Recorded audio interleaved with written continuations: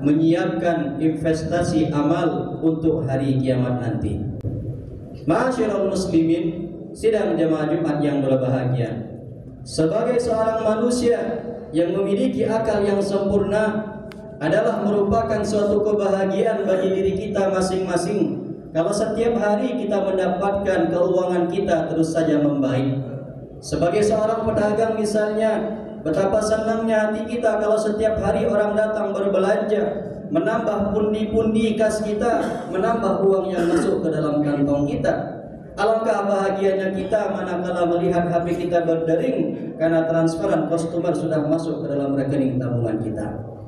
Tapi tahukah kita kaum muslimin, sebagaimana kita bahagia ketika rekening tabungan kita terus bertambah, sebagaimana kita gembira saldo kita terus meningkat, maka ada satu hal yang seharusnya tidak pernah kita lupakan. Apa itu? Tidakkah kita bahagia kalau nanti di hari kiamat kelak kita menyaksikan rekening tabungan pahala kita terus bertambah dan bertambah, saldonya terus meningkat, padahal kita merasa di dunia ini amal kita tidak terlalu banyak. Kalau rekening tabungan kita di dunia bertambah kita bahagia, apalagi kalau seandainya rekening tabungan pahala kita di hari kiamat nanti terus bertambah, yang itu artinya semakin menaikkan derajat kita dalam surganya Allah Subhanahu wa taala. Tentu yang seperti ini akan lebih membuat kita bersemangat lagi. Apalagi kaum muslimin, tema tentang investasi merupakan sesuatu yang diminati oleh banyak orang. Apalagi di tengah kondisi ekonomi yang kadang-kadang tidak stabil, kita menemukan kadang-kadang daya beli masyarakat semakin rendah.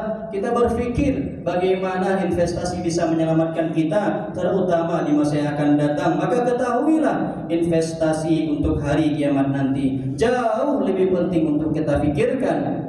Karena ini tidak hanya menyelamatkan kita untuk 10-20 tahun yang akan datang, ini menyelamatkan kita untuk kehidupan yang jauh lebih berat yang akan kita siapkan setelah kita masuk ke dalam liang lahat nanti.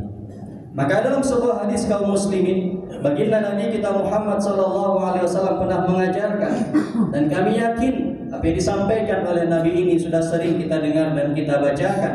Hanya saja dalam kesempatan kali ini sengaja kita mengulangnya sebagai bentuk penguatan bahwa ada ternyata investasi amal akhirat yang bisa kita persiapkan mumpung Allah masih berikan kesempatan kepada kita untuk hidup, mumpung Allah masih berikan kesempatan kita untuk beramal.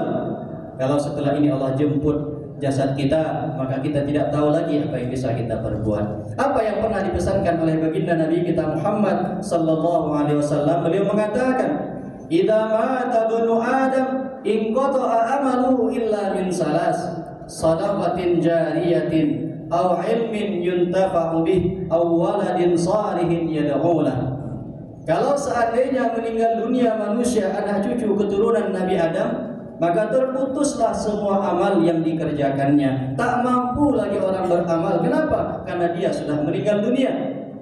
Kecuali kata Nabi SAW, ada 3 amalan yang kalau dia kerjakan selama hidupnya di dunia, maka walaupun dia sudah berada di dalam tanah, maka amal itu akan senantiasa memberikan transferan pahala kepada dirinya di liang lahat. Apa itu? Yang pertama dikatakan oleh Nabi, shadaqatin jariyah, sedekah jariah yang pernah dia keluarkan.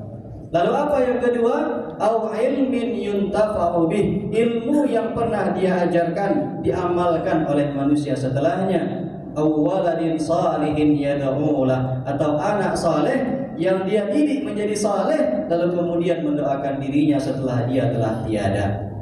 Nah, ini merupakan pesan yang disampaikan oleh baginda Nabi kita Muhammad sallallahu alaihi wasallam dalam rangka menyiapkan bekal amal setelah kita kembali berpulang kepadanya. Dalam riwayat yang lain bahkan tidak hanya 3 kaum muslimin, disebutkan bahkan sampai 7. Ada berupa mushaf Al-Quran yang kalian sedekahkan, ada sumur yang kalian gali kemudian mengeluarkan air dinikmati oleh orang banyak. Tapi mari kita perhatikan minimal yang 3 ini saja kaum muslimin, mudah-mudahan bisa menjadi investasi tabungan amal pahala kita di hari kiamat nanti. Apa yang dikatakan oleh Nabi? Kalau seandainya seseorang telah meninggal dunia, terputus semua amal perbuatannya. Karena bagaimanapun juga orang yang telah meninggal dunia tidak akan lagi bisa beramal. Mau sesoleh apapun seorang hamba, sebanyak apapun amalnya, sekuat apapun ibadahnya, kalau sudah meninggal dunia tak mampu lagi dia beribadah. Tapi beruntungnya kita kaum muslimin, Allah tidak pernah pelit memberikan pahala kepada kita. Ada amalan yang masih bisa kita lakukan, kalau masih terasa manfaatnya, masih terasa efeknya, maka terus mengalirkan pahala untuk kita. Apa saja itu? Yang pertama dikatakan oleh Nabi, sedekah jariyah. Kata sedekah jariyah kaum muslimin berasal dari dua kata. Yang pertama shadaqatun, yang kedua jariyah. Apa itu sedekah? Sedekah adalah sesuatu yang kita berikan kepada orang lain dalam rangka mendekatkan diri kita kepada Allah. Karena ternyata ada juga sesuatu yang kita berikan kepada orang lain, tapi tujuannya sebagai bentuk hormat dan juga kasih sayang. Itu yang kemudian dikenal oleh kita dengan nama hadiah. Hadiah dan sedekah memiliki kemiripan. Apa kemiripannya? Kita memberikan sesuatu kepada orang lain. Tapi sedekah tujuannya semakin mendekatkan diri kita kepada Allah. Sementara hadiah adakala kita memberikannya karena sayang kepada orang yang kita berikan. Hadiah kadang kita berikan karena menghormati dan memuliakan orang yang kita berikan. Maka sedekah memiliki nilai yang lebih spesifik. Lalu apa itu jariyah? Berasal dari kata jaro yajri jarian, yang artinya mengalir. Artinya apa?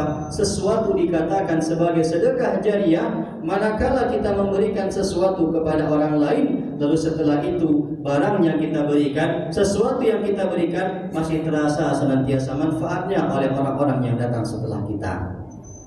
Maka dalam bab ini kaum muslimin, sedekah jariyah umpama sama seperti wakaf yang kita berikan. Sedekah jariyah seperti sesuatu yang kita berikan, selama sesuatu itu masih ada, maka selama itu juga orang yang bersedekah mendapatkan pahala dari apa yang dia berikan.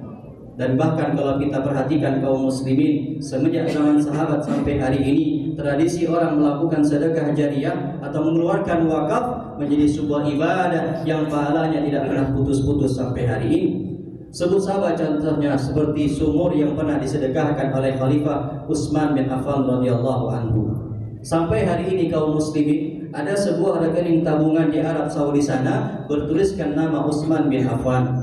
Apakah Utsman bin Affan pernah membuka rekening tabungan? Tidak pernah sama sekali. Tapi bagaimana kok bisa? Karena dahulu pernah suatu ketika kaum muslimin mengalami paceklik yang luar biasa. Ada orang Yahudi yang dia hanya mau memberikan sumurnya kalau seandainya ada orang yang membeli.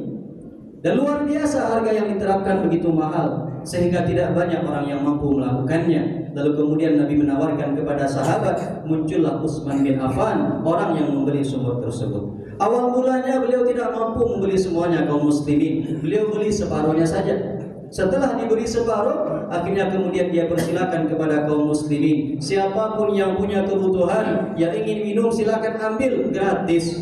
Siapa yang ingin memberikan minuman kepada ternaknya silakan diambil, semuanya gratis.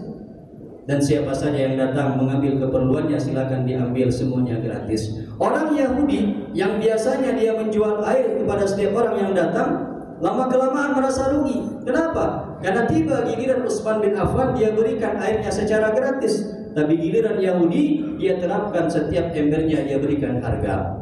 Lama-kelamaan, ketika orang tidak lagi mau datang di hari orang Yahudi untuk mengambil air karena mereka bisa mendapatkannya secara gratis, mereka kemudian hanya datang di hari Utsman bin Affan.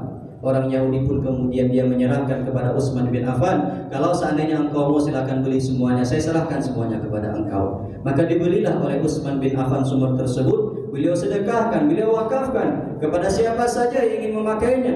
Dipakailah airnya untuk menyiami pohon kurma, sehingga kurma itu terus berbuah. Buahnya diberikan kepada kaum muslimin, hasilnya berlebih, semakin lama semakin banyak. Kemudian dikumpulkanlah ke dalam rekening tabungan, uangnya diputar, dan setiap kali ada hasilnya, maka diberikanlah hasilnya kepada kaum muslimin yang berhak menerimanya. Maka dari sini kaum muslimin, setiap kali kita menyaksikan, setiap kali air itu dipakai, setiap kali kurma itu dimakan, dan setiap kali uang itu dipakai, maka selama itu juga Utsman bin Affan mendapatkan rekening tabungan pahalanya terus senantiasa bertambah. Bukankah ini sebuah amal ibadah luar biasa? Maka sebagai seorang mukmin yang peduli tentang kampung akhiratnya, ketika Allah titipkan kepada kita rezeki berlebih, maka mari sama-sama kita cari tahu apa kira-kira sedekah jariyah, apa kira-kira wakaf yang bisa kita serahkan, yang senantiasa mengalirkan pahala kepada kita bersama. Kalau seandainya kita pergi ke tanah suci kaum muslimin, kita akan temukan di depan Masjidil Haram ada sebuah tower menara luar biasa. Menara ini merupakan menara yang dibangun oleh Raja Arab Saudi. Setelah beliau bangun, apa yang terjadi? Bangunan yang megah, yang mewah seperti itu beliau wakafkan semuanya untuk kemaslahatan dua masjid yang mulia, yaitu Masjidil Haram dan juga Masjid Nabawi. Apa artinya? Setiap kali ada orang yang menginap di sana membayar hotel, setiap kali ada orang yang menyewa rukonya untuk jadikan tempat jual beli, maka setiap keuntungannya itu diperuntukkan oleh raja untuk membiayai segala sesuatu yang berkaitan dengan dua masjid yang mulia tadi. Inilah yang kemudian dikenal pada hari ini dengan nama wakaf produktif. Wakaf yang sebenarnya sudah sangat layak untuk kita jadikan keuntungan diri kita pribadi, tapi karena kita cinta dengan kampung akhirat kita rindu mendapatkan saldo rekening pahala kita terus bertambah, kita wakafkan yang terus menghasilkan itu. Wakaf pribadi yang kita berikan kaum muslimin ketika dia merupakan sesuatu yang sudah bisa menjadi, bukan sesuatu yang perlu diolah, bukan sekedar tanah yang kosong, bukan sekedar tempat yang belum bisa dimaksimalkan, tapi sesuatu yang sudah menghasilkan. Ruko yang kita miliki kita wakafkan, tanah yang kita miliki kita wakafkan, gedung yang kita punya kita wakafkan. Hasilnya kemudian dipakai untuk kemaslahatan masjid, untuk kemaslahatan fakir miskin, untuk anak-anak tak mampu sekolah. Kalau itu terus berlangsung selama orang lain memanfaatkannya, maka selama itu juga memberikan pahala untuk kita. Bukan hanya sekedar masjid yang kita bangun, bukan hanya sekedar karpet yang kita sedekahkan, bukan hanya hal-hal lain. Karena terkadang ketika kita berbicara wakaf kaum muslimin, seringkali orang menyederhanakannya dengan apa yang kita bangun berupa masjid. Bahkan harta benda yang kita miliki, kalau hasilnya kita niatkan untuk sesuatu, maka selama itu juga dia akan mengalirkan pahala walaupun kita telah meninggal dunia. Ini konsep yang pertama, menyiapkan investasi tabungan kira di hari kiamat kelak. Lalu apa yang kedua? Aw ilmin yuntafa'u bih, atau ilmu yang kita ajarkan kepada orang lain lalu diamalkan oleh orang lain ilmu tersebut. Mengajarkan ilmu yang bermanfaat. Jangan sampai kita mengira bahwa itu hanya tugas para guru-guru saja. Jangan sampai kita menduga itu tugas ustaz saja, para ulama saja, kiai saja. Tidak. Bahkan kita juga bisa meninggalkan perkara-perkara yang bermanfaat. Ajarilah anak-anak kita tentang kebaikan. Ajari anak kita tentang bagaimana mereka sholat. Ajari mereka bagaimana membaca surat Al-Fatihah. Ajari mereka doa-doa pendek. Kalau seandainya kita masih punya anak kecil di rumah, kalau bisa Al-Fatihahnya kita yang mengajarkan. Kalau kita masih punya anak kecil yang bisa dididik di rumah, kalau bisa doa-doa hariannya kita yang mendidiknya. Bukan berarti kita tidak boleh menyerahkannya kepada guru agamanya, tidak. Supaya apa? Andai Al-Fatihah itu dia baca terus dalam sholatnya, maka pahalanya untuk kita yang mengajarkan. Andai doa-doa itu terus dia amalkan, maka pahalanya untuk kita. Jangan serahkan semuanya kepada guru-gurunya, karena tidak ada nanti yang berbekas bagi kita dalam kehidupan kita sehari-hari. Ajarkanlah segala sesuatu yang kita miliki. Di zaman sekarang apalagi teknologi semakin canggih, ilmu semakin menebar luas, maka berbagai macam cara bisa kita pakai, terutama menyebar ilmu dan juga pengetahuan yang bermanfaat untuk orang banyak. Jangan biarkan itu cuma dimiliki oleh para guru, jangan biarkan itu hanya dilakukan oleh para ulama dan juga ustaz. Lalu yang ketiga, di antara yang bisa kita lakukan untuk menyiapkan investasi amal akhirat adalah awwaladin salihin yad'ulah, anak yang saleh yang senantiasa mendoakan orang tuanya. Dan anak yang saleh kaum muslimin tidak akan mungkin terjadi dengan sendirinya. Tidak ada ceritanya anak baru lahir langsung pandai dia salat. Tidak ada ceritanya anak baru kecil sudah pandai dia mengaji. Tidak pernah. Kapan dia menjadi anak yang saleh? Manakala orang tuanya mengarahkan anak tersebut menjadi anak yang berkepribadian saleh. Dan anak hanya akan menjadi saleh kalau kita berusaha juga menjadi orang tua yang baik bagi anak-anak kita. Adalah kewajiban orang tua kaum muslimin mengarahkan anaknya untuk menjadi pribadi yang baik. Bukankah Nabi pernah mengatakan, kullu mauludin yuladu 'alal fitrah? Setiap anak yang dilahirkan di muka bumi ini, mereka lahir dalam kondisi fitrah. Apa maksudnya fitrah? Mereka membawa nilai-nilai kebaikan. Mereka tumbuh dengan nilai kesucian. Mereka lahir dalam kondisi beragama Islam. Tapi petaka dimulai kapan kaum muslimin? Ketika dia sudah lahir, apa kata Nabi? Fa'abawahu yuhawidanihi. Maka ibu bapaknya yang merubah fitrah yang baik tadi, merubah anak tersebut menjadi Yahudi, merubah anak tersebut menjadi Nasrani, merubah anak tersebut menjadi Majusi, dan merubah anak yang baik tadi menjadi pencuri, menjadi anak yang melakukan korupsi, melakukan perbuatan-perbuatan dosa. Kenapa? Karena dia lihat orang tuanya melakukan kejelekan ketika dia masih kecil. Mendidik anak kaum muslimin adalah sebuah investasi amalan luar biasa. Mustahil anak bisa mendoakan kita nanti ketika kita dalam kubur kalau kita tidak mengajarkan mereka untuk melakukan hal yang sama. Maka sebelum kita berharap anak-anak kita mendoakan kita, maka berikanlah pendidikan yang lain untuk mereka. Tempatkan mereka di tempat yang baik, perkenalkan mereka dengan lingkungan yang baik, ajarkan mereka, antarkan mereka ke sekolah-sekolah yang membuat mereka paham dengan agamanya. Hargai guru-gurunya yang memberikan pengajaran tentang agamanya, yang menyelamatkan kehidupan dunia akhiratnya. Jangan sampai ketika kita mengantarkan anak pergi sekolah, pelajaran duniawi kita keluarkan uang yang banyak. Les matematikanya kita bayar beratus-ratus ribu. Les bahasa Inggrisnya kita berikan dana yang cukup, tapi giliran les mengajinya kita berikan gurunya biaya yang seberapa, yang sederhana saja. Setelah itu kita pun menuntut yang macam-macam kepada gurunya. Tak jarang kadang nauzubillah kita mendengarkan biaya SPP anak belajar mengaji tertunggak beberapa bulan. Padahal kita sedang menitipkan anak kita untuk diselamatkan dunia akhiratnya. Seperti itukah cara kita mengapresiasi? Seperti itukah cara kita menyelamatkan masa depan akhirat anak kita? Kalau seperti itu kita masih berhitung-hitung, kalau untuk masa depan akhiratnya kita masih banyak pertimbangan, lalu seperti apa doa yang kita harapkan dari anak kita? Maka mulailah ketika kita berharap anak mendoakan kita, mulailah dengan cara mengarahkannya kepada tempat-tempat yang baik. Dan sembari itu, mari kita biasakan diri kita juga doakan orang tua kita yang telah meninggal dunia. Bukankah orang tua kita juga menunggu doa dari kita? Bukankah setiap saat, setiap sholat 5 waktu dia menunggu doa kita sampai atau tidak? Dia menunggu apakah kita masih ingat dengan mereka atau tidak? Orang yang ingin nanti didoakan oleh anaknya, maka mari kita mulai kita doakan juga orang tua kita, karena mereka juga menunggu doa itu dari kita sebagai anak-anaknya. Fa'tabiru ya ulil absar la'allakum turhamun.